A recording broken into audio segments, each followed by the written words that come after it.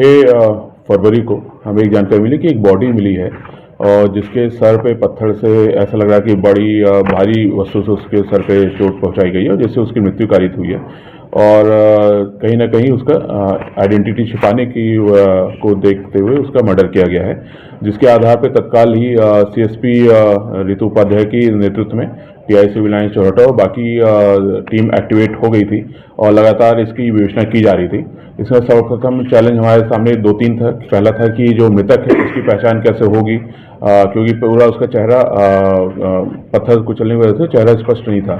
दूसरा था कि कारण क्या था और अपराधी कौन था। तो उसके आधार पर पूरी तकनीकी साक्ष्य मुखबिर साक्ष्य एकत्रित किए जा रहे थे और टीम ने करीब 200 से अधिक लोगों से पूछताछ किया। 100 कैमरा, कम से 100 से अधिक कैमरा उन्होंने देखा। लगातार पूरी टीम लगी रही और उसके बाद फिर उसमें आइडेंटिफाई हुआ कि ये व्यक्ति एक आरोपी ने इसको मारा है और इसको बॉडी को पैर से घसीटते हुए उसको एक जगह पे ठिकाने लगाने के लिए किया है और वो पत्थर मारा उसको।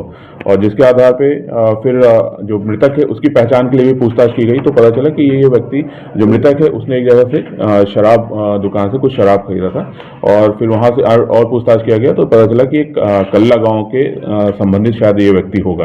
तो वहां पता किया गया और तो वहां से फिर उसका पहचान हमको अरविंद पटेल के रूप में हुई थी, जो यहाँ पे रीवा में रहते मजदूरी करता है।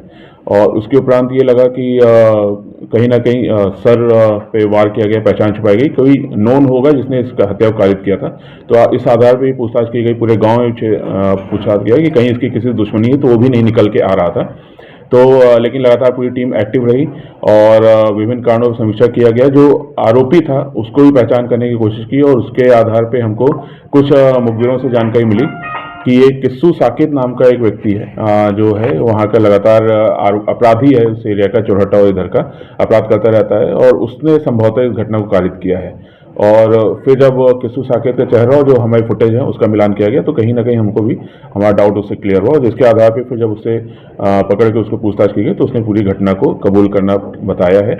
और उसने शराब, उनके नशे के बीच में उनका विवाद हुआ था, उसने कुछ उससे पैसे भी छीने थे, जिसका जब विरोध किया था मृतक ने तो उसके ऊपर उसने पत्थर पटक दिया था और जिसके आधार पर उसकी मृत्यु हुई थी। और इसमें किस्सू के पुराने भी 6 आपराधिक रिकॉर्ड हैं। इसके अलावा भी उसकी कई शिकायतें भी हमें 1-2 और मिली हैं और जब इसकी गिरफ्तारी हुई तो इसके बाद भी 1-2 शिकायतें मिली। इसके परिवार भी इससे बहुत ही प्रताड़ित रहता है तो उनकी भी शिकायत इसमें मिली है, जिसके अभी इसके और पूछताछ हम कर रहे हैं कि कोई अन्य घटनाक्रम भी इसने किया है क्या। और ये लगातार इस प्रकार से पिछले 21 से 24 तक लगातार इस तरह के घटनाक्रम इसने किया है। बहरहाल पूरी टीम ने बहुत ही मेहनत के साथ और सूझबूझ के साथ इस पूरे घटनाक्रम को खुलासा किया, क्योंकि इसमें न सिर्फ मृतक बल्कि आरोपी और घटना का कारण सभी इसमें अज्ञात थे। सर, ये दोनों साथ में देखे गए सीसीटीवी फुटेज में भी, तो क्या इनका पहले से कुछ जान पहचान थी या फिर अचानक ऐसा रैंडम? नहीं, इनकी कोई जान पहचान नहीं थी और ये मृतक नशे के हालत में था और जो आरोपी है वो वहाँ पे घूम टहल रहा था और आरोपी को लगा कि इससे अगर हम कुछ पैसा वैसा ले लेंगे तो इसको पता भी नहीं चलेगा, तो वो पैसा वैसा निकाल रहा था, उससे ले रहा था, तभी मृतक ने उसका विरोध किया और फिर उसके बाद उनकी झुमा झटकी हुई। उसके बाद उस तरह से घटना कारित किया उसने।